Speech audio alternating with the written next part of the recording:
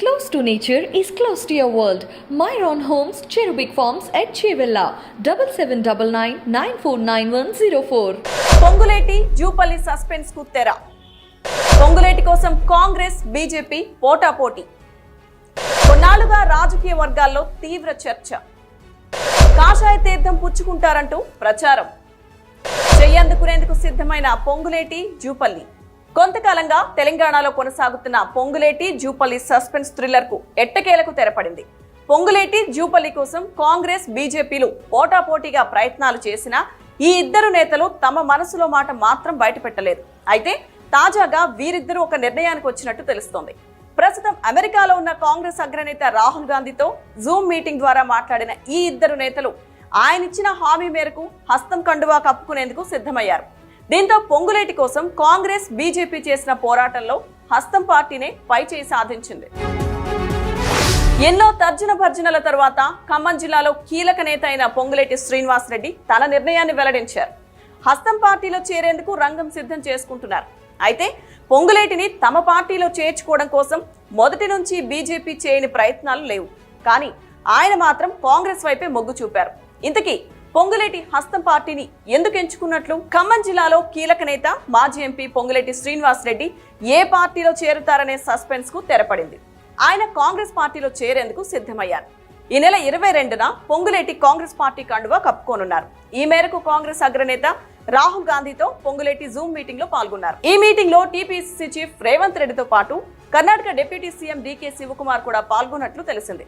ప్రస్తుతం అమెరికా పర్యటనలో ఉన్న రాహుల్ గాంధీ ఈ నెల 21న ఢిల్లీకి రానున్నారు.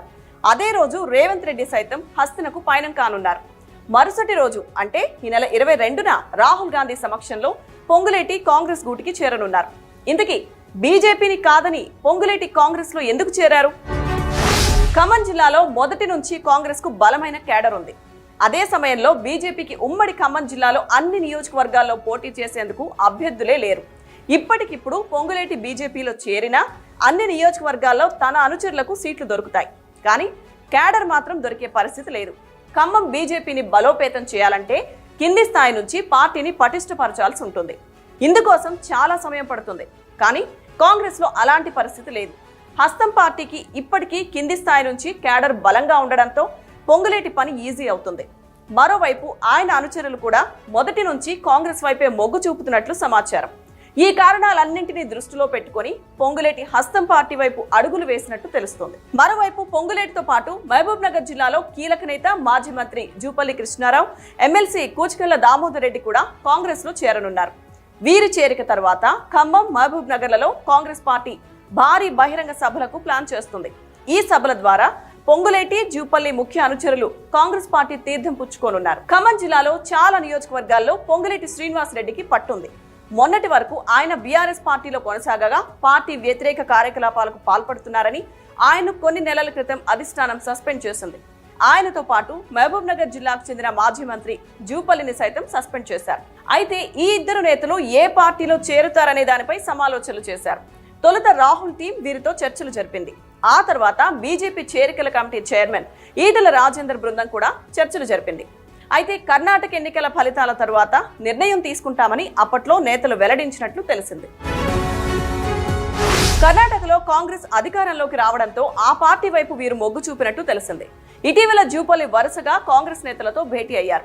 వచ్చే ఎన్నికల్లో టికెట్ల కేటాయింపు తదితర హామీలకు కాంగ్రెస్ ఓకే చెప్పడంతో వారు హస్తం గూటికి చేరేందుకు రెడీ అయ్యారు. ఈ ఇద్దరితో పాటు బీఆర్ఎస్ ఎమ్మెల్సీగా ఉన్న కూచికల్ల దామోదర్ రెడ్డి కూడా కాంగ్రెస్ పార్టీలో చేరేందుకు సిద్ధమయ్యారు. ఇలా నేతలు వరుసగా కాంగ్రెస్ పార్టీలో చేరుతుండడంతో హస్తం శ్రేణుల్లో జోష్ పెరిగింది. మొత్తానికి కొంతకాలంగా ఈ ఇద్దరు నేతల చేరికలపై రకరకాల ప్రచారం జరిగింది. సొంతంగా పార్టీ పెడుతున్నట్లుగా కూడా టాక్ నడిచింది. కానీ ఫైనల్ గా ఈ ఇద్దరు హస్తం పార్టీకే జయకొట్టడంతో సస్పెన్స్ కు తెరపడింది. మరి ఈ స్టోరీపై మీ అభిప్రాయాలను కామెంట్స్ రూపంలో మాకు తెలియజేయండి.